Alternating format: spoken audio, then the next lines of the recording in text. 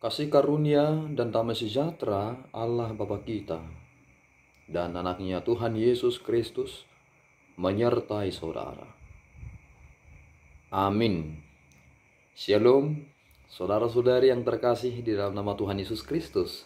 Senang bisa menyapa saudara di tempat saudara berada hari ini, dalam dimensi yang berbeda tetapi dalam dunia yang sama. Sebagai insan yang diciptakan untuk Tuhan, sebelum kita melakukan rangkaian aktivitas kita pada hari ini, marilah kita mengawalinya dengan mendengarkan firman Tuhan. Firman Tuhan untuk kita pada hari ini tertulis dalam 1 Petrus pasal yang pertama, ayatnya yang ke-17. Demikian pembacaan firman Tuhan. Dan jika kamu menyebutnya Bapa, yaitu Dia yang tanpa memandang muka menghakimi semua orang menurut perbuatannya, maka hendaklah kamu hidup dalam ketakutan selama kamu menumpang di dunia ini. Demikian pembacaan firman Tuhan. Saudara-saudara yang terkasih di dalam nama Tuhan Yesus Kristus, judul perikop kita hari ini adalah kekudusan dan kasih persaudaraan. Bahwa ketika kita telah berada di dalam Kristus, kita semakin memahami satu hal tentang suatu kemungkinan yang bisa terjadi. Bahwa ketika seseorang berada di luar anugerah, maka mustahil seseorang itu akan menjadi kudus. Tetapi jika dia sudah di dalam Kristus dan roh Allah ada di dalam dia, maka disinilah letak kekudusan itu terjadi. Ketika Musa bertemu dengan Allah, tentu yang ada di depannya adalah semak belukar. Kita mengetahui bagaimana bentuk semak belukar, bukan? Tetapi ketika Allah hadir di tempat itu, semak belukar tersebut menjadi bagian yang kudus, sehingga Allah berkata kepada Musa supaya dia melepaskan kasutnya dan jangan mendekat, karena tempat ini adalah kudus. Di mana ada Allah berada, maka di sanalah letak kekudusan itu. Dan inilah sebenarnya yang dinyatakan oleh Allah dalam pribadi Yesus Kristus, sehingga kita, para pengikutnya yang beriman sungguh-sungguh di dalam iman percaya kepada Yesus Kristus, menjadi pribadi-pribadi yang kudus. Kita tidak menjadi sosok yang membagi hal yang sekuler dengan secret, tetapi kita memahami satu hal, bahwa setiap aspek kehidupan ini adalah bagian dari pelayanan. Sehingga ketika kita bekerja, ini adalah bagian pertanggungjawaban yang sungguh-sungguh, dan ini mutlak harus kita lakukan sebagai orang-orang yang telah ditebus. Dan kini ketika kita semakin mengerti perjalanan kehidupan ini, Petrus mengingatkan kita, jika kamu menyebutnya Bapa, yaitu Dia yang tanpa memandang muka menghakimi semua orang menurut perbuatannya, maka hendaknya lah kamu hidup dalam ketakutan selama kamu menumpang di dunia ini. Ketika kita menggarisbawahi selama kamu menumpang di dunia ini, tentu pengertian menumpang adalah aku hanya sementara di dunia ini. Tidak ada kepemilikan yang bersifat absolut. Apapun yang aku miliki hari ini, aku harus memahami, aku hanyalah penumpang di tempat ini. Mengapa demikian? Karena pemilik segala sesuatunya adalah Allah. Dan jika Tuhan mengizinkan aku berada di tempat itu, tentu akan ada pertanggungjawaban yang Tuhan minta dari aku. Kerap ketika memiliki rumah yang besar dan memiliki para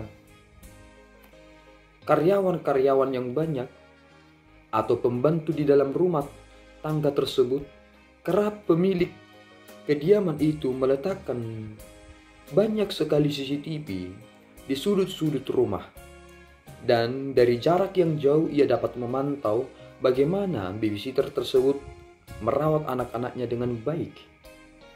Pemilik rumah akan dapat melihat bagaimana pergerakan setiap yang ia pekerjakan itu.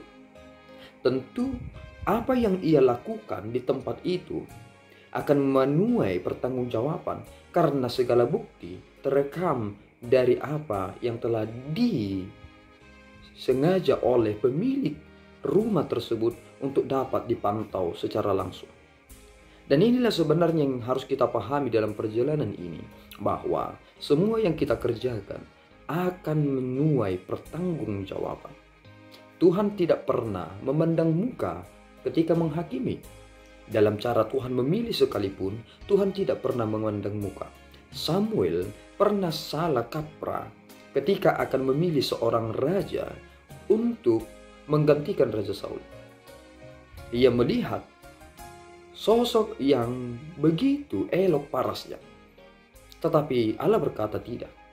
Ternyata Allah memilih Daud yang sangat jauh sekali perbedaan postur tubuhnya dengan saudara-saudaranya yang lain. Dan inilah cara Tuhan yang semakin kita mengerti bahwa Tuhan itu melihat ke dalam hati, bukan melihat kepada rupa. Mengapa Tuhan tidak melihat kepada rupa? Tentu pelecehan besar bagi kita jika berkata bahwa Tuhan menciptakan manusia itu tidak sempurna. Ketika kita melihat orang cacat, tentu kita harus mengerti satu hal. Setiap penciptaan Tuhan akan manusia, di sana ada peta dan teladan Allah. Tentu ada citra, ada wajah Allah yang dinyatakan di dalam kita masing-masing. Sehingga ketika aku berada di dalam kepastian itu, aku akan melakukan sebagaimana Allah bekerja, berkarya, dan menyatakan segala pekerjaannya dalam kehidupan ini. Sebenarnya kita sedang menunjukkan bagaimana Allah menyatakan anugerahnya. Itulah sebenarnya pengertian yang hakiki ketika kita menjadi orang-orang beriman. Maka saudaraku yang terkasih, milikilah rasa takut itu. Jangan menjadi orang yang gegabah. Banyak sekali orang tidak mampu meletakkan rasa takut itu dengan benar. Jika saudara tidak memiliki rasa takut akan hal yang baik, maka saudara akan menjadi pribadi-pribadi yang tidak dapat terkontrol. Rasa takut kepada Tuhanlah yang menuntun kita menjadi hidup semakin benar. Jika kita tidak memiliki rasa takut itu, maka kita tidak memahami bahwa kerendahan hati akan membawa seseorang kepada sukacita yang penuh. Maka pahami ini, milikilah rasa takut itu, karena Allah menghakimi tanpa memandang rupa. Tuhan memberkati, kita berdoa. Ya Allah Tuhan kami bersyukur atas anugerah-Mu. Terima kasih ya Tuhan atas peringatan yang Engkau nyatakan lewat hamba-Mu Petrus. Ketika kami menyebut Engkau Bapa, maka kami harus memiliki ketakutan, karena Engkau menghakimi tanpa melihat wajah, tetapi menghakimi sesuai dengan apa yang kami kerjakan di dunia ini. Pelihara kami ya Tuhan, sehingga kami tidak hanya menambah-nambah usia kami di dunia ini hanya untuk dibuang ke dalam api neraka. Ingatkan kami dan perbaharui hidup kami. Dalam Yesus kami berdoa. Anugerah Tuhan kita Yesus Kristus, kasih setia Allah Bapa, dan persekutuan Roh Kudus menyertai saudara. Amin. Tuhan Yesus memberkati.